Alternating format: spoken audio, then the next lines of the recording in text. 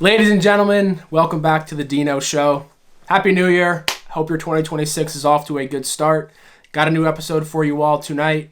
In this episode, we talked to one of my good friends, Seth Banken. We discussed what it was like for him to go to high school over in Belgium for 4 years. Right now, Seth works over at Apex Ski Boots, where he is on the marketing team. And if Seth is not on the mountain or working with Apex, he is in the gym, either deadlifting 500 pounds or practicing his Jiu-Jitsu, where he is a blue belt fighter with 11 wins. It was a great conversation. I hope you guys enjoy. And if you are new here, hit that subscribe button, drop a like, drop a comment, share the video, and I'll see you guys on the other side.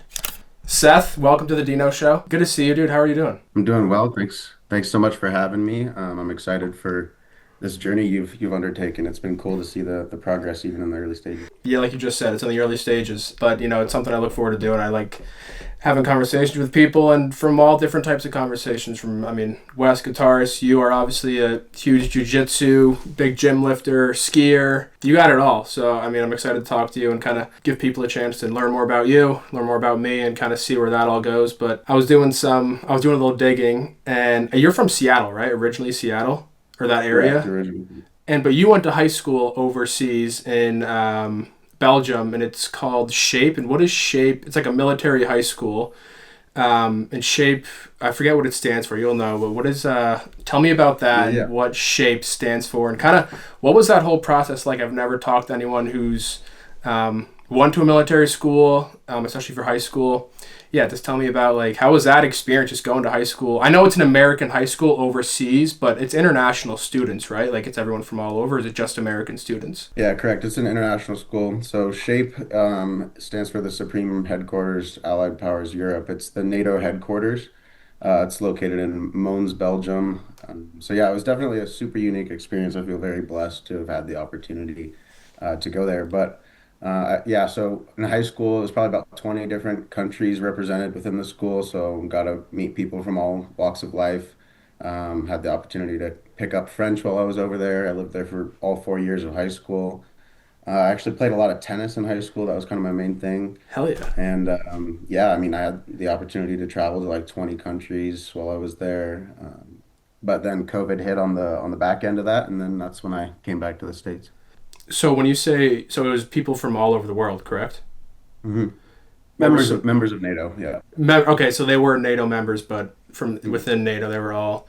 Mhm. Where were some like places people were from? Like any like kind of exotic places, or like any friends you still keep in touch to this day? That I got a friend in I don't know Paris or wherever. Like where's like some of the friends from? Yeah, for sure. I have friends, I mean, kept up with a lot of them from all over. It was really interesting because like the kids would kind of click together, you know? So you'd have like your Spanish friends and then your Italian friends, the Yeah, yeah, Greek yeah. friends, and then like your Slavic friends from like Poland and Ukraine and stuff. So yeah, I mean, one guy I just talked to, he's a good friend of mine. His name's Maxime.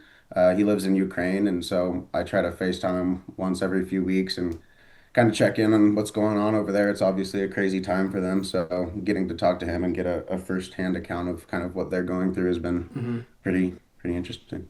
Was it pretty strict military wise? Like were there like make your bed in the morning? Like what was that like discipline wise? What was that? Yeah, no, I mean it wasn't like I wasn't like in a military track by any means. So in most ways it was just like any other high school. The main difference is just that like a lot of the kids struggle with speaking English. English was the main language that Uh huh. we taught and stuff there. But I mean in the hallways you'd hear every language from Yeah, any that's country within crazy. NATO.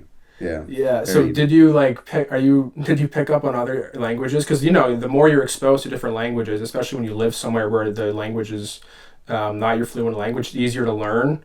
Like what did you learn? What do they speak in Belgium? Yeah, so Belgium has three regions. The main is going to be French. I was in the southern region, so in the south they speak French. In the north, it's going to be Dutch, and then on the east side of Belgium, there's a good amount of German-speaking people. French was the only one that I got like fluent in, Uh but huh. I definitely picked up like a bunch of phrases from my Slavic friends and stuff like that, Yeah. just kind of messing around. But yeah, picked up French. Other than that, yeah, it's just feel super blessed to have had that experience. I feel like it definitely kind of like shaped me into the person I am today in a lot of ways, you know. 100%. in what ways, or what was like some of the ways that it shaped you today that you like learned over there that you still carry to this day? Because I studied abroad and like that was only 4 months, but that changed me totally as a different person, and I learned so much about being in Prague, and like some of the things I learned over there I still carry today. But you were there for 4 years, so what were like the biggest changes you saw that you still carry to this day, and how does that impact your day to day life?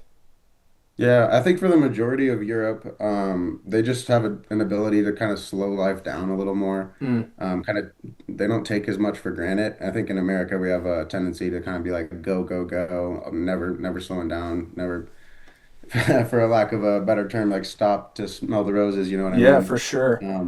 But like, I mean, it was common practice in Belgium to every night go to the grocery store and you're getting like your fresh ingredients for dinner that night. And I think that really just kind of breeds like a more healthier and social community within the area because you're seeing familiar faces actually in person and kind of stepping away from the screen. So I try to kind of carry that with me and just slow down a little sometimes and remember all the good things in life if that makes sense. Yeah, it's in America for sure. It's very fast paced. And here I am trying to find a job in New York City, which is like the most energetic and fast paced place, arguably, I mean, in the world. Like it's just go, go, go, go, go. Like you're just in your like routine and you just don't stop and you just do what your job, and like it's crazy, but in a way, I almost feel like I would thrive off that energy because it's like I know what I'm doing and this is what I have to do. I gotta do this, this, and that. But then the side, kind of the negative part of that is you don't ever take a break. You kind of like are just always in go mode, and you don't have time to talk to the random person down the street who looks cool, or stop at this coffee shop to have a coffee. Like it's hard to do both. I mean, I think also just to circle back a bit, like that energy that you feel when Yeah, you're in somewhere like New York, like I don't want to say that that's 100% negative. Like you can definitely kind of harness that and use that for positive, and it can. I mean, a lot absolutely. of people, depending on like your personality type and things like that, I think you can definitely like feed off of that and use it as kind of motivation to get up and do more. So. There's positives to both, but I mean, really just like finding that balance. But so you're in close to New York now, and what kind of job are you looking for out there? By train. It's like an hour train ride into the city. It's really easy. Mhm. But I'm looking for marketing and film. I was just looking at some marketing agencies. I've been talking to film people who kind of own studios and trying to really just get my foot in the door anywhere. That's been like the biggest challenge is trying to start somewhere. Day by day, figure it out and just get that one. And then once I get the one, it's like I just got to get in the door. And then once I get in the door, Mhm. because the film business is so much about knowing people. And once you kind of know the more people, the more opportunities you get. And that's, I mean, like any job in particular, not just film, but I just got to get in. But you know, it's my passion. At least that's why I kind of started this podcast because I was. It's been 6 months or so of job search and whatnot. In a way, it's kind of forced me to come up with ways to still pursue my passions and find things that do make me happy and find things that at least are aligned in my field. So it's been good, and I've obviously just bought a new camera. I just spoke to a guy yesterday who I might do some filming with and editing, so that would be good. But you know, it's all gonna work out. I'm one to believe that everything kind of happens for a reason, and you're put into place to, you know, figure things out. So that's kind of where I'm at. And I know, are you still with Apex Ski Boots? Yeah, yeah. So I'm officially the like marketing coordinator for Hell them now. yeah, So dude. yeah, yeah. How's that I'm been? It's been good. A lot of interesting things kind of happened with the tariffs and stuff. I can't talk specifically a lot about that, but um, we kind of made it through that, and we're working towards doing like some new colorways next year. Trying to build out the ambassador program that I Yeah, built a little more, sponsor some more guys all over the world, and I mean, obviously, the season this year in Colorado has been pretty rough snow-wise, but dude, it's been um, bad. yeah, but so kind of curating a lot of content has been a little tricky this year. But yeah, like it's definitely been an amazing learning experience for Yeah, for me sure. in all walks of marketing. So. Some people might not exactly know why Apex ski boots. I obviously know what they are, but explain or kind of give a rundown. Give a little business proposal or what Apex is for the people at home that you know that you can walk in them, take the plastic part out. Yeah, just give a little, better than I do. Yeah, so I mean, Apex originated about 15 years ago, around 2008. That was the start. The idea being that there was two kind of co-founders that started it. It was Roger Neely, who was a ski boot fitter for the U.S. ski team, and then he also worked on Full Tilt a little bit. And then another guy named Denny Hansen, and he started the Hansen ski boot. And so the two of them together were like, why are ski boots so uncomfortable? Why do snowboard boots get to be so much more comfortable? And is there a way for us to build out a ski boot that has the same kind of comfort as a snowboard boot while maintaining the functionality of a traditional ski boot? So that was where it was born. And the idea is that you have a chassis or a shell that goes around a snowboard boot essentially. And it's fully detachable, so it helps for warmth, for mobility, and also just like fit capabilities. There's a lot Mm. more you can do without having a hard shell all the way around a boot. And then they also have the boas integrated into them, so the boa reels that crank down. So it's a tandem system working with buckles and boas, Hmm. and that's how you kind of get the flex adjustment. But yeah, so they're super adjustable. But the issue starting off was that they were super heavy and they were long. So when people were trying to switch to try the Apex boots, they would have to remount their bindings on their Mm. skis. And they were also extremely expensive doing small batch orders and stuff like that. They were retailing for like $1,500. Holy cow. Um, but over the years, we've probably gone through nine different models. We just came Mhm. out with a new one this year, and they're one to one, about the same weight as a traditional ski boot, same length as a traditional ski boot. So that kind of barrier for entry for people trying to switch is kind of gone. And my role has been for the last 4 years just pushing it out on social media and Yep. trying to kind of grow awareness around it. So. Yeah, exactly that. Have you, because I know so much of the marketing is people skiing and wearing the boots and kind of showing that that they aren't as uncomfortable as your normal ski, but that they actually feel more like an actual shoe. Because of the like when we were back at school, I remember like filming for Brownie doing like Daniel Life's wearing Apex ski boots and other guys. Have you been able to kind of do any of those Daniel Life's or ski content because of how little Colorado's gotten snow? Yeah, so it's a good question. I mean, we kind of it all stems from creativity, and I mean, I'm Right. not the only one. So, I have a buddy that helps me with the social media, and we just brainstorm ideas. I talk a lot with the ambassadors and like their sponsored guys on what they think would do well. So I mean, it includes all kinds of things like fitting the boots in the shop. We went to Snowbond, the trampoline ski park indoor over here to get content with one of our guys. And then one of the more interesting things we did is we reached out to Ski Dubai, which is an indoor ski resort in Dubai. And we Whew. have two or three guys over there that are doing content for us. And that's a year-round kind of pipeline for content that doesn't go away.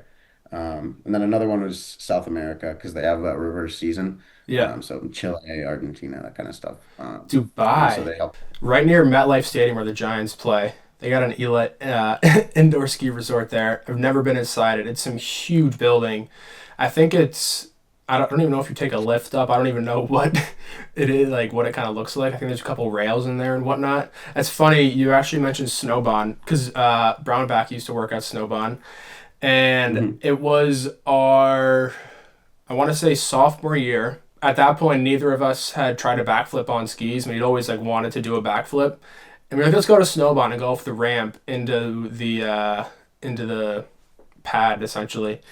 And I'll show you the video. I'll put it up on the screen, but it Mhm. I went down like the ramp, and you're holding on to the bar, and it's not like I don't even know what texture your skis are on when you're going down. You're not really going that fast and Yeah. it's about 2.5 seconds max of you going down the ramp, and I completely flailed out. Oh shit.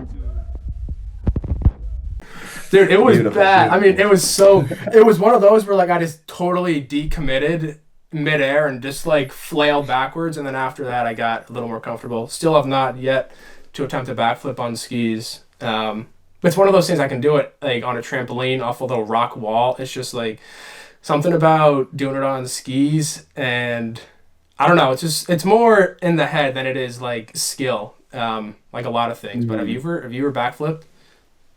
Yeah, for sure. I've done a couple. Yeah, I think like the main thing with that is like clearing like the tip bigger ski, you have to like allow for that much more room. You know what I Right. mean? It's tricky. Yeah, it's kind of that like Mm, awkward weight on your ski because they're so much longer, but you gotta like rotate. Well, I guess if you do rotate enough your skis, eventually by gravity you're gonna follow your body. So I'd rather over rotate than I would hmm. totally under rotate. And that's like another thing is like whenever I would be out with Max or whoever skiing, be like, oh, don't want to break the neck. And it's like, dude, don't even like say that because now it's like all I'm thinking about if I'm gonna try this is, Yeah. oh, don't break your neck, don't break your neck. And like I don't know. Like I said, it's one of those things where it's totally more mental than it is skill wise. But I've yet to do it, and I don't know if I ever will. Maybe that time has passed, but Mhm. I hope I do one day. I actually had some questions for you too Yeah, about like this yeah, whole podcast thing because it's yeah, always been like an interesting field to me yeah. for a Go while as for it. well. Like firstly, like what has been like the biggest like struggle like learning how to do this? Like just I mean, I don't know, you watch masters of it like Joe Rogan or Yeah, right. Chris Williamson or Yeah, any of my these guys guys right that they have there. the ability to just yeah, to just continue like conversations and find like niche things to talk to their guests about, or I Hmm. don't know, kind of what's been like the biggest kind of thing you've learned just in doing a couple Yeah, now. so I've watched podcasts for so long, from Rogan to like Pardon My Take to Williamson. I mean, everyone. I love podcasts. I just think they're Mm, so cool, and you can learn so much from them. Something I've kind of dealt with is the comparison aspect of like I'll go on Instagram or I'll go on social media, see these crazy sets that they're at, see the guests, see like the views, see the way they communicate their words, see all this stuff, and I'm like getting mad at myself that I don't have that yet, or like comparing myself to Joe Rogan, who's been doing this for 20 years, to Chris Williamson, who's been doing this for 10 years. Like I'm 5 months, 4.5 months into starting this. So I guess that's what I remind myself of this is, dude, like you're so beginner. Like you are just starting out. You're gonna get better at time. Your 100 episodes are probably not gonna be the best, but you're gonna look back in 5 years from now and be like, yeah, this is what made it what it is today. So, and that just goes with anything. Is like starting out is just starting out. You can't expect and you can't set such high standards for yourself that they're unattainable at the beginning, because then like you're always just going to be dissatisfied, and like starting out isn't going to feel like starting out. So I guess that's been a challenge, is reminding myself that you're so early on this journey, and like with time and more repetition it comes. And then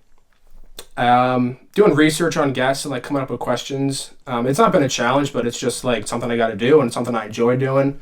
Um, uh, Editing sometimes gets annoying, but that's another skill I'm learning, and it's something I need to be able to do. So I wouldn't say there are any like problems, because I enjoy doing this and learning how to edit podcasts, learning how to come up with questions, how to speak better to people, ask better questions are all important skills to know, and life things that you need, especially in this field. So it's been good.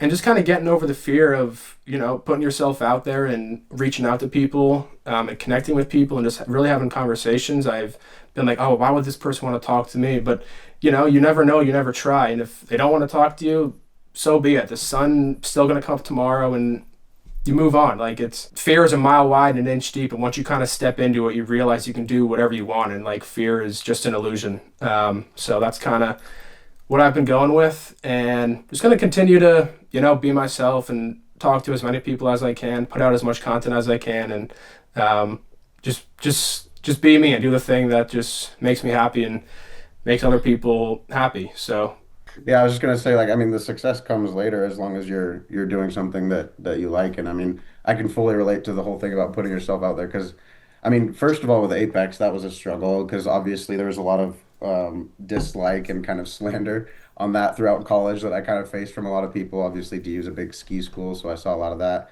And then more recently, I started a fitness jiu-jitsu Instagram account, and I ran into the same kind of thing that you were just talking about of like the just the fear of doing those first couple posts All right, sorry about that. We're good now. The difficulty that you kind of have to overcome with posting kind of raw content and putting yourself out there in a way that most people don't get the opportunity to do. And I think like huge success is right on the other side of fear. The biggest changes in people's lives always come after you take that first initial step. Hmm. And I can relate to that too, like because I just started posting like fitness and jiu-jitsu content, short form stuff on Instagram, and the first couple posts are nerve-wracking for sure. You're like, what are people going to think of this and all that? And I mean, the more you do it, more you realize people really don't care that much. They have way too much going on in their own lives to worry about what other people are doing. And as long as you're doing something that you enjoy, then that's kind of the way to do it. And I mean, it's also a good filter for who's really supporting you in your endeavors. Like that's 100%. something that I've realized. Like people that you thought were your best friends that would support you through and through, they completely fall off when you're trying to start something new. And people that maybe you thought wouldn't support you as much kind of come through the woodworks and end up supporting you more than anyone else and saying, man, this is really cool. Like you're following your passion, and it's amazing to see you being able to take that step. So I mean, like I said, success is right on the other side of the thing that you're Hmm. most scared of.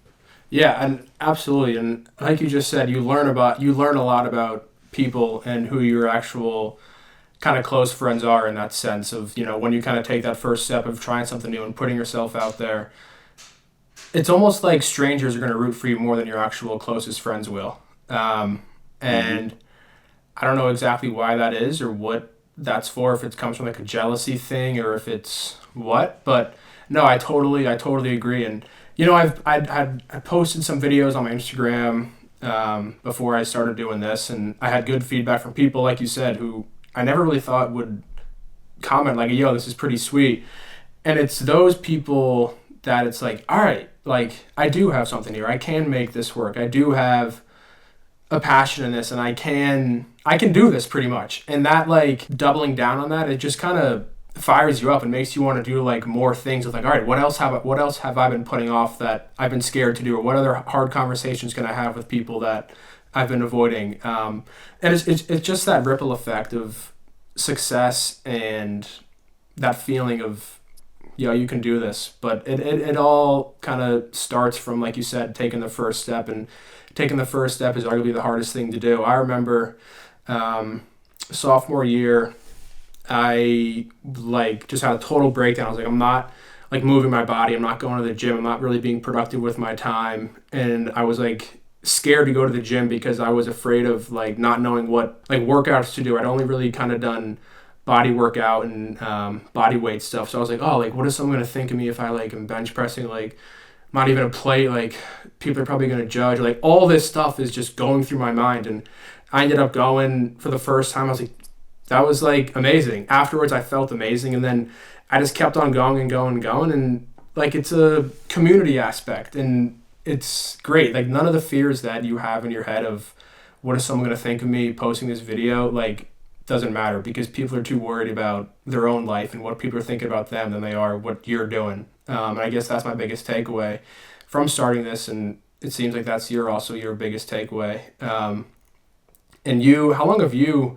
I'd known you as deadlifting 500 pounds and doing these crazy workouts. When did you kind of start going to the gym and turn it into a big part of your life? Where did that all stem from, and how has that shaped you to the man you are and being that disciplined with the gym and powerlifting? I guess is what it is. I don't know if it's powerlifting or not, Yeah, but yeah, it's a good question. Yeah, I started playing tennis when I was really young, so and I was like really competitive in that when I was younger. That was kind of my thing. Played tournaments all over and things like that. Soccer as well. I played for the Juventus Youth Academy while I was overseas in soccer in Belgium. So that definitely kind of was the base for the discipline. And then I have an older brother, 2 years older. He got big into the gym and started putting on some size, some strength. And that was obviously really inspiring for hmm me. And then it was all on the military base. So as I started lifting more, I would meet a lot of like special operations guys and things like that. And I was blessed to have them as mentors in high school. And then kind of turns into a full-blown addiction and to relate to kind of like building on beginnings with like socials and things like that. I think that the gym is a perfect metaphor for a lot of those things in life. and it's a direct correlation. You can see exactly like the work you put in is directly representative in the progress that you're making. So, and I mean, I'm sure you felt that way too. You say like, oh, I can't 100%. even late when you start. But it's one of those things that I mean, a lot of things in life, I think it's hard to tell when you're making progress, and that's where people can get deterred. But with the gym, as long as you stick to the regimen that you have planned out for yourself, the numbers will follow exactly how they're supposed to. And it's extremely rewarding to get that feedback. And there's really no cap to that. And I think that can kind of transcend into the rest of your life. And yeah, it's been, I mean, mentally, like, in terms of like mental health, it's been everything for me. Like, if I miss a day in the gym, it's probably not the healthiest thing, but I obviously don't feel great. But when you do hit a killer workout, there's no better feeling. So, yeah, I mean, like the discipline of it bleeds into other areas of your life. And then I think that the direct proportionality of seeing your gains, for less of a better word, Yeah. is really what kept me going for so long. It's just a magical feeling, and I am happy that it's, an important part of my life, obviously a huge part in your life. But yeah, the gym and any type of fitness related activities just have major physical health, but also mental health. It just boosts your dopamine. It makes you feel better. It does everything, and you just feel much more motivated. Have you always been? I've always been morning gym guy. Like first thing in the morning, if I'm gonna go, I try to do it in the morning because when I get like later in the day, I become less like I don't really want to go to the gym. I always liked like the evenings and the later workouts. I don't Yeah. know, something about I like when it's dark out and I don't know, like the rest of the world slowing down. I've never been a super early riser. Obviously, I have mad respect for people that can get up at 4 a.m. before everyone's awake, and there's a certain aspect of that it's like I'm getting after it while no one else is. But I've always liked the nighttime lifts. I think because you can get all of your calories in and your all of your like you have peak energy when you've eaten the most in the day. The problem is balancing sleep, especially if you're taking pre-workout or caffeine later in the day. That can obviously be a problem. Mm. Um, but yeah, I've always been a kind of a nighttime guy. I don't know, it's that's been my thing. But I think also to touch on something you said was like you knew when you and Chip were about to go to the gym, you knew that the good feeling was on the other side of that. Yeah. And that's exactly what I mean when like the gym transcends into so many areas of your life. Because it's the same with this content stuff, right? A Like hundred you percent. know that if you film a podcast and you get it out, even if it doesn't perform like crazy well, like there's still like the endorphins and the dopamine you get from knowing that you did something that you said you were going to do. And it's like, it's just like, I think it's a constant battle with your mind. I mean, Joe Rogan mentions like the fight with your inner bitch every day, Hmm. you know? And that's so real. Like if you can beat that every day, that's huge. And I'm also a firm believer that if the hardest thing in your day-to-day life is that happens to you is self-inflicted, then anything else becomes kind of it's less important to you. Like if you can inflict like the most pain or the hardest thing upon yourself, then other things become a lot more trivial. If that Absolutely. Yeah, yeah. So many of your problems are self-inflicted, and once you kind of realize that, it's like my problems really aren't all my problems. I'm just creating problems for my own self because I'm letting my mind win. I always say this: there's no such thing as a loser who wakes up at 6 a.m. and works out, and it's not about working out. It's about showing up for yourself and doing the things you say you're gonna do. Um, and it doesn't. It can be going for a 30-minute jog, 30-minute run. Like people, I feel like expedite this. I need to lift crazy weights. I need to do X, Y, and Z. Like you don't. You just have to move your body in some capacity and feel good about doing that. And if more people did that, I think more people would feel happy with themselves. I think mental health would take a decrease, and I think the world would just benefit from it overall because it's prioritizing your physical health is just as important as your mental health, and physical strength and mental strength just are neck and neck with each other. They kind of feed off each other. What do you think? Physical strength or mental health or mental Yeah, strength? yeah, I think they're directly proportional. I honestly kind of have a fear now. Normally, you have like the new year, new me, like the whole thing is that like, oh, January 1st, the gym's going to be so crowded, all this stuff. Yeah. I think this year might have been the first year that that was less the case, and I think me personally, my belief is that a big part of that is because of GLP-1s and things like Ozempic, and people take the easy way out, and if they can just lose weight by just taking a shot, then they're like, oh, now I'm healthy, whatever. But the problem is you're missing out on all of the mental benefits that come with discipline, that come with forcing yourself out of bed and making it to the gym. And then all the endorphins that come out of that. I mean, inject yourself with something. You think you're going to get the dopamine rush and the discipline benefits that come with going to the gym a lot. I don't think so. So, I mean, that's something that I definitely kind of worry about with Yeah. the fitness industry going forward in general. And we could talk about steroids and peptides and that kind of stuff too. Like the whole thing is getting a lot more like science based and Yeah. for better or for worse. It's yeah, it's I guess in our society today and to where our culture has gotten, but it's take the easy way, take Ozempic and just lose weight from a pill. Which where did we go wrong? Like, how did that become like the main thing? And I'm not saying it's what everyone does. I mean, I've seen a lot of people who are overweight online post like their fitness transformation or even like post like their journey of whatever it is, and that's great. That's what it should be. It shouldn't be you taking some Ozempic pill and now you're just completely skinny. Like that's just unhealthy. I don't know if you know a guy from Barstool Sports, Frank the Tank, who Mhm. was like at one point he might have been 500 pounds, and he started this thing called Frank Walks, and I think he's at like 900 something consecutive days of walking every day. And I'll pop a picture on the screen. He's a totally different person. I mean, he was essentially going to die if he had not started to move his body or at least try to shed some weight.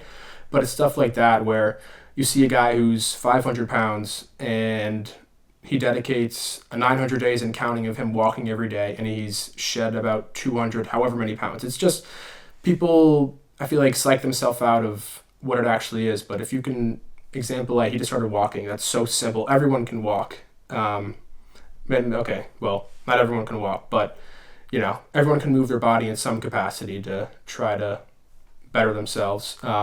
So obviously the gym and like we've just been talking about has played a huge impact. Where did the jiu-jitsu, where did that all stem from? How did you get into fighting? And I know you're a blue belt now, which is pretty sick, and congrats on that. So where did that all stem from? Yeah, as many good stories do, I went through a pretty rough breakup, and I kind of needed something to take my mind off of that, and I was kind of avoiding going the traditional therapy route again for better or for worse. Hmm. Um, but the gym, I mean, it's a very like solitary environment, and it's you versus you, and there's a lot of benefit that comes from that for sure.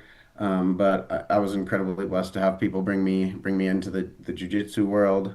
And I kind of just fell in love with it. I got addicted to it. I've found mentors and friendships within the jiu-jitsu community that I would have never otherwise found. And honestly, like at its core, I think jiu-jitsu is like physical human chess. And in the gym, you can lift weights in your set, and then after the set, you're gonna ruminate over all these problems in your life, and you're gonna think about all the time. But in jiu-jitsu, if someone's constantly trying to break your arm, break your leg, choke you out, there's no room for thinking about anything else. And if you let your mind slip, then you're in a worse position immediately, and you have to immediately course correct, or you're gonna get choked out. And I think I mean, it's just a special activity that is really hard to get into because there's the barrier of like, oh, like jujitsu's gay. You're rolling around in tight clothes with other guys, and Hmm. I mean, of course, I thought about that too when I was Yeah, getting of started. course. But there's no way around it, and it's a very uncomfortable place to be, especially as a beginner, and you're just getting your ass whooped every single day. It's extremely humbling. And I mean, that kind of goes throughout the entirety of your jujitsu journey. There's going to be someone that's always better than you. But then I got into competing, and I mean, I'm training like upwards of 5, 6 times a week now. And I mean, honestly, like mentally, it's been the best thing that's ever happened to me. So, Yeah, it's an art. It definitely is an art, and it's so technical. And I've had no experience in the fight industry or UFC, grappling, jiu-jitsu, none of that. So I would get my ass humbled and destroyed in a matter of only seconds. But what is what does the training look like for that? And then also like the competitive when you go to matches, do you are you part of like a team club? How does that all kind of come together? yeah. So I mean, in terms of like the team aspect of it, certain competitions will have like um, medals or trophies for like the highest winning team.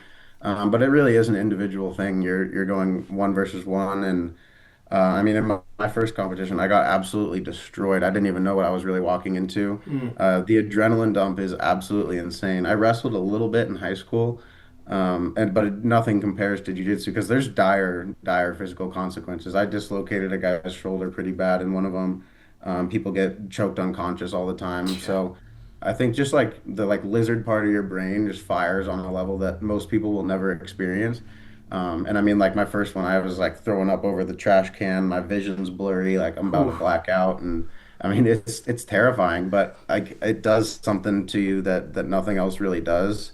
But in terms of like preparing for that, I always my coach puts me on like Tabata style workouts, which is like 20 seconds of work, 10-second break, 20 seconds of work, 10-second break, and it's normally like 15 to 20-minute workouts, but that's typically how I get my cardio up a lot.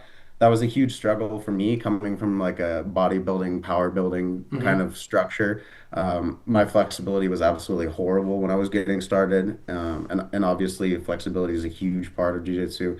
And then also cardio wise, like I'm not a fan of cardio. Like I'd rather do anything than go run on a treadmill. So gladly I've been able to increase both my flexibility and cardio a lot through jiu-jitsu. But that was definitely a struggle. Starting from a standpoint of just lifting, there's going to be weeks or months where you're just, I mean, hurting. Your body just hurts. But It's yeah. exhausting, dude. I mean, I don't know how many rounds do you guys? How many rounds and how long are each round when you fight? I mean, in competition, it's typically 5 or 6 minutes, and it's one round, and you just go till someone gets submitted or the most points. I mean, it sounds like not that long. Oh, it's only 5, 6 minutes, but you're putting 100% into it. Yeah. So it's like your forearms are completely shot out, like because you're fully gripping as hard as you can on everything.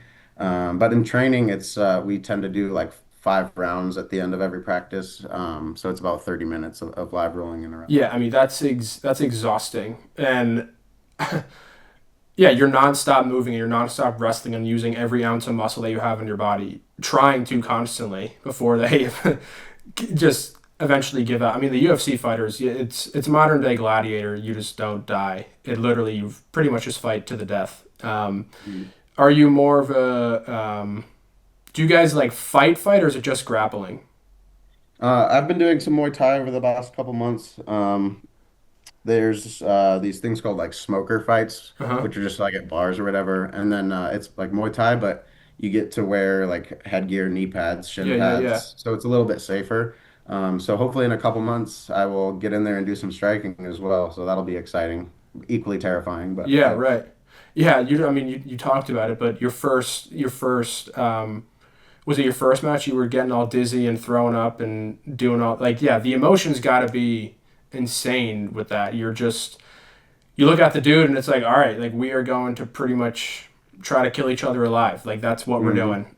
hmm That adrenaline rush has to be probably one of one, kind of in a deeper meaning. Yeah, that's insane. How does that? I mean, yeah, Yeah, I mean, like I was saying, it's like entirely different than the weightlifting. And I mean, there's some comparisons that I could make to like my beginnings in tennis because that's 1v1. And I mean, a lot of people will say like tennis is over 50% mental at the least. And same with golf. And I know you're yeah. big into golfing as well. The mental game plays in so heavily, but again, I think I feel so blessed that I had the opportunity to get into this because it's taught me a lot about not only myself but about life in general. Just like not giving up when you can't breathe. You're fighting to choke out like for 3 minutes of the round. Just like it feels like life or death, even though you can tap out and there is ways out of it, and it's relatively safe if done correctly.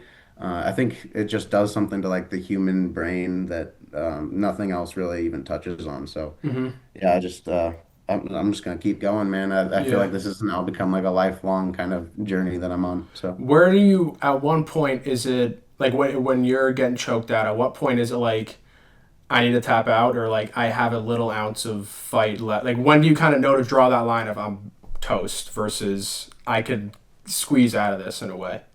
Yeah. Yeah. So, I mean, a true choke, like a true blood choke, is going to be both arteries on both sides of your neck.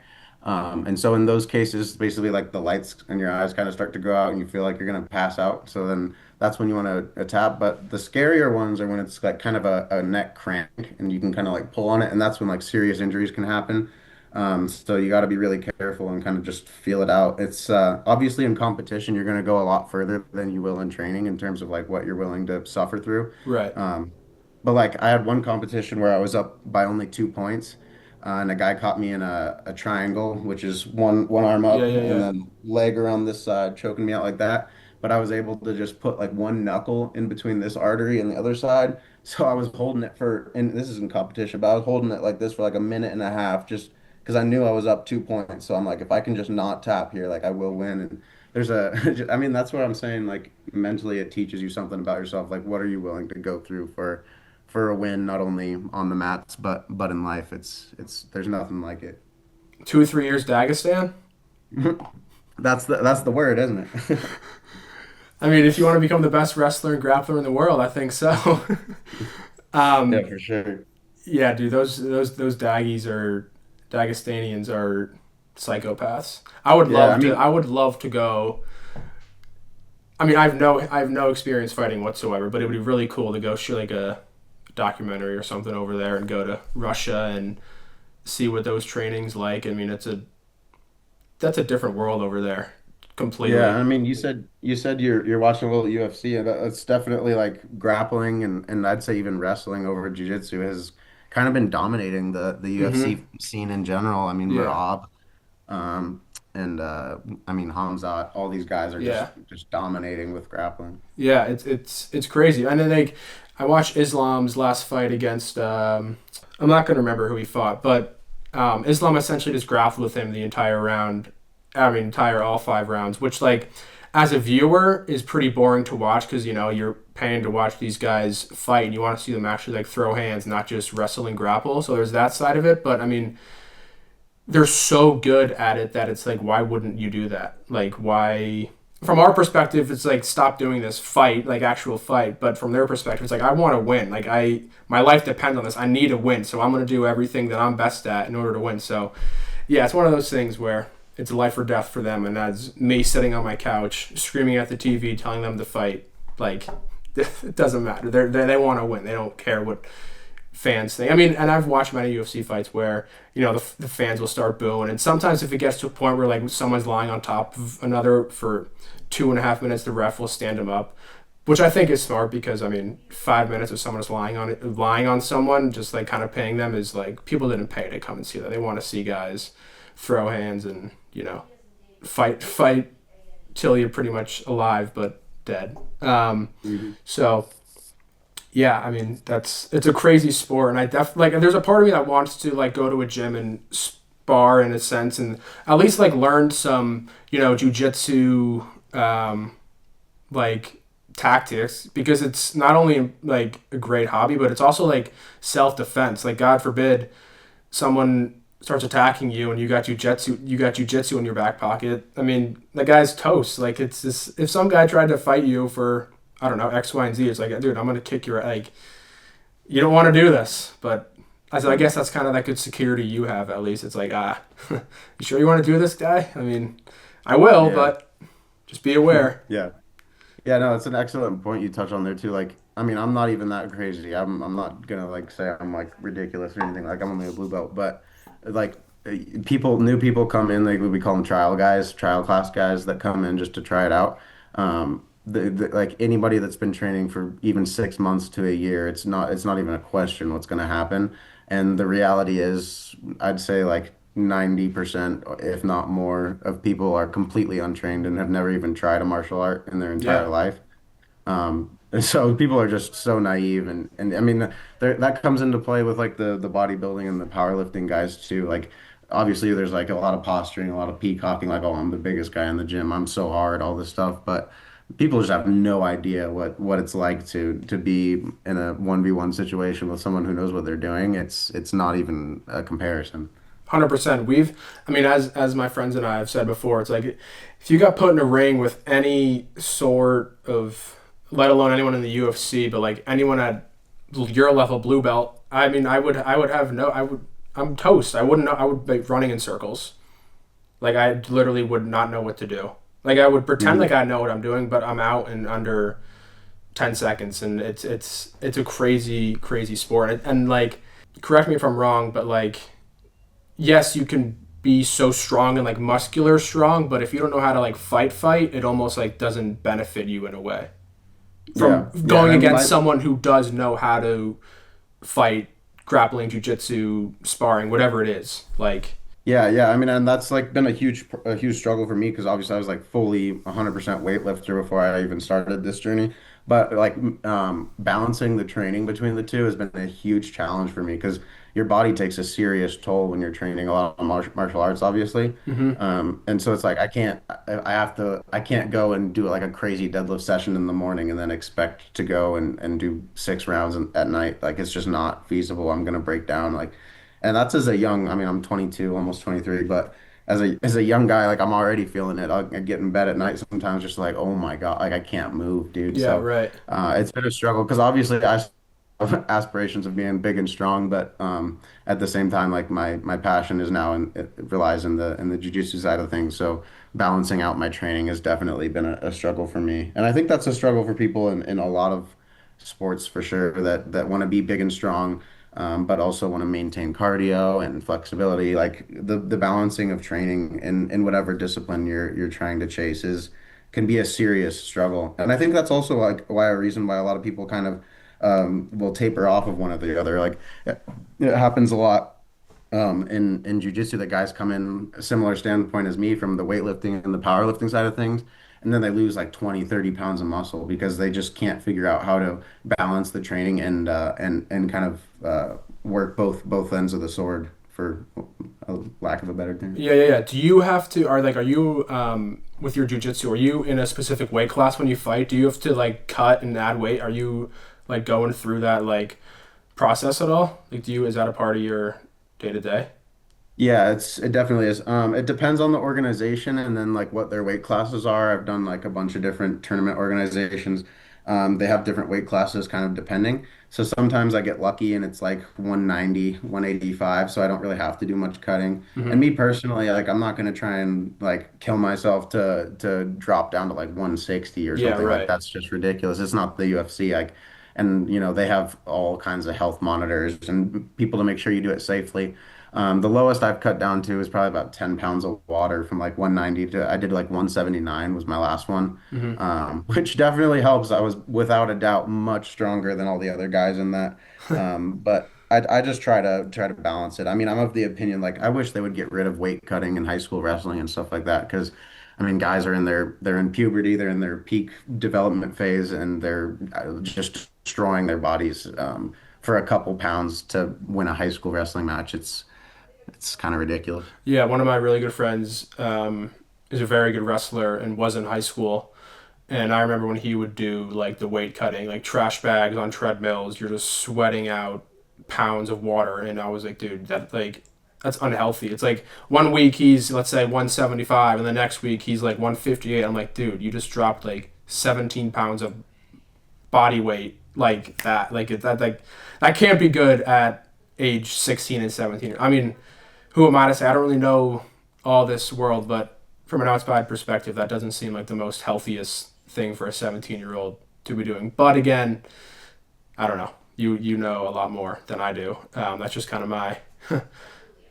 It's just a crazy. It's just crazy that kids that young do that stuff. Yeah, and I mean, Yeah. especially at like high school level, they don't have the resources to monitor it safely, so like they'll take it to the extremes when it's just not.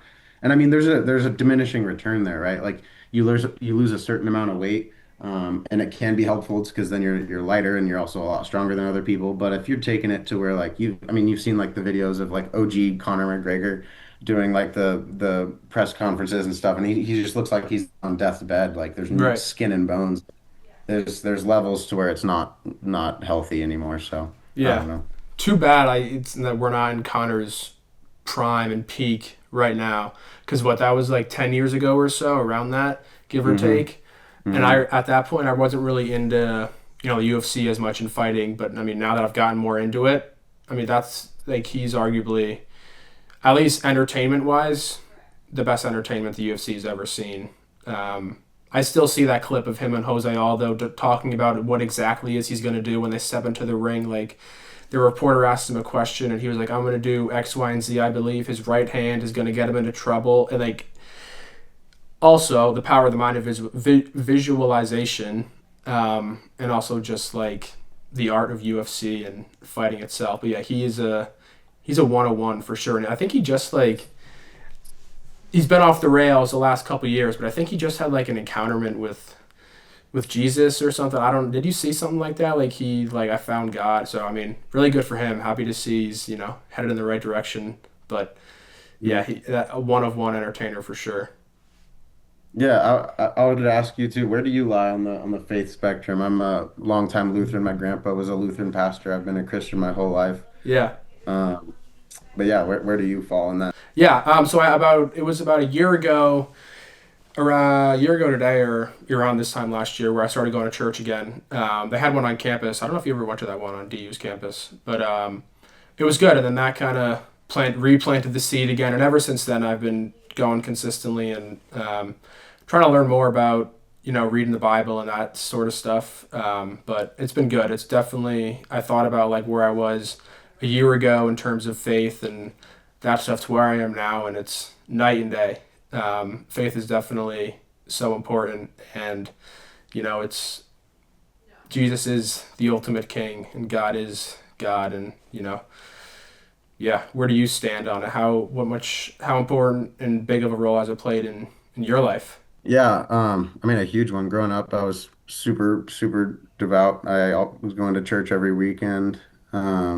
At the same time that I was getting into the jiu-jitsu thing, after that breakup, I definitely needed like something to kind of keep me pushing and just kind of ground myself in. And Mm-hmm. I was able to find Red Rocks Church out in here in Colorado. So I've been attending regularly for a little over a year now, trying to get as involved as I can. Obviously, busy with work and grad school and all kinds of stuff. But I don't know.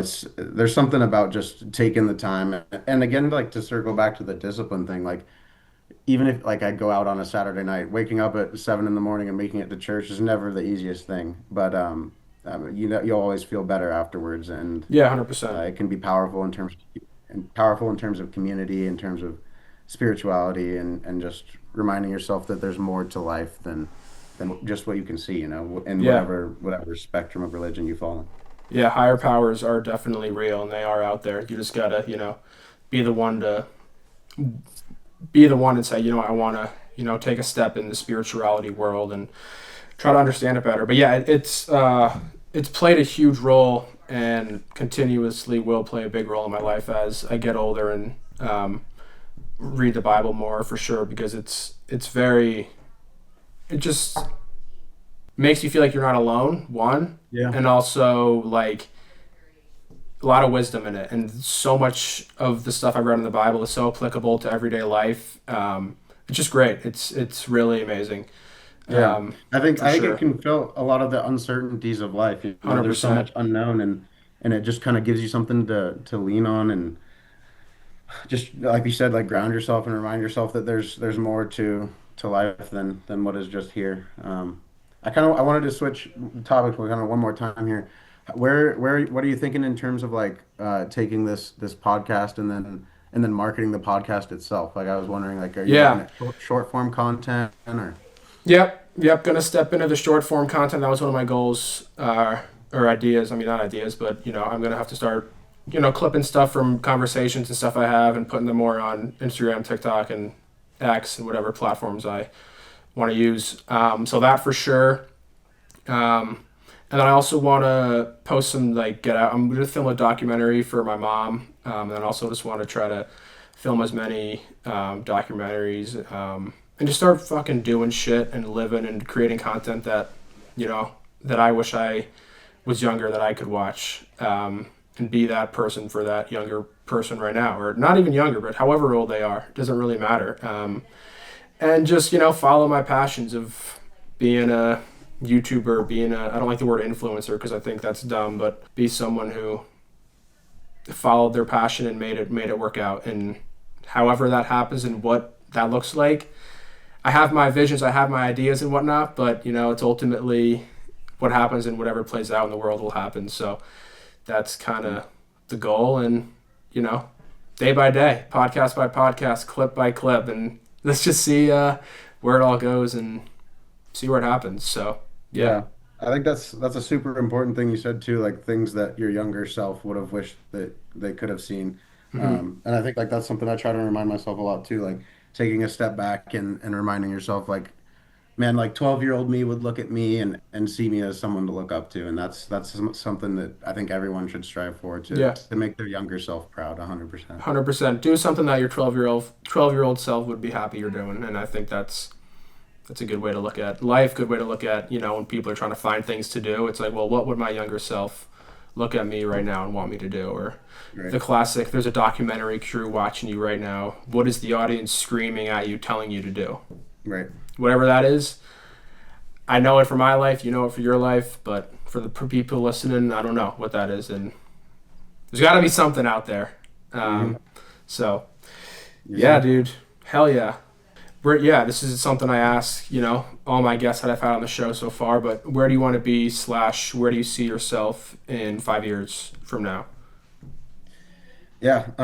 I mean, exactly what I'm doing, I couldn't tell you, but like I said, I started that new fitness and jiu-jitsu page, shameless plug, SethB.fit on Instagram. Yeah, let me plug it in.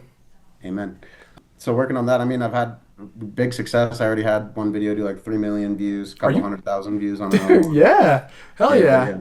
So making it happen there, and then if I mean, I have extensive like kind of experience with the social media. That's where this came from. It's like I spent all this money on this marketing degree. I've spent all this time in marketing with Apex ski boots. How can I apply this to my own life and try to build something for myself? Entrepreneurship has always been very attractive to me. So if in any way I can help with clips or short form content for your endeavors, like let me know, and I'd be happy to help with that too. Cheers, dude. Hell yeah. Well, this was a great conversation, Seth. It was just good to talk to you, good to catch up. Looks like you're doing well. Happy that you're, you know, seeing the light in the day and taking full advantage of your time on planet Earth, as we all should. But Yes, that's all I got. It's another episode of the Deano Show. See you, everyone. yep. Thank you.